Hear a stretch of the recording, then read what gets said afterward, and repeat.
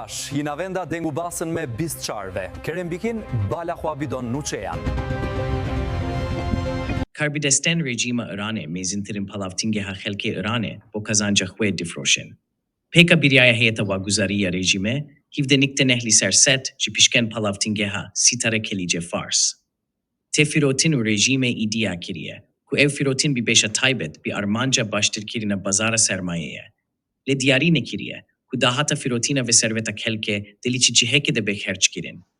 û bi awayek din talankirina eşkere ya serveta giştî ya xelkê Îranêye. Palavtingeha, sîtare xelîce Fars, mezintirîn palavtingeha berhemin gaza şîl li Îranê, roleke bingehîn li kemkirina pirsa benzîn li Îranê de heye û bi avayê rocanê 40 milyon litr benzîn û 11 milyon litr gazoîlê berhemtîne. Ev palavtingeha ku bi dîraf û budceya xelkê Îranê hatiye avakirin, pencûyek li ser sed a pîşken ve li kontrola wezareta neftê û çîlû, neh li ser seda ve li kontrola wezareta kara rejîmê de ye. Me 24 ve sala nû pirozbe. Bimerebin.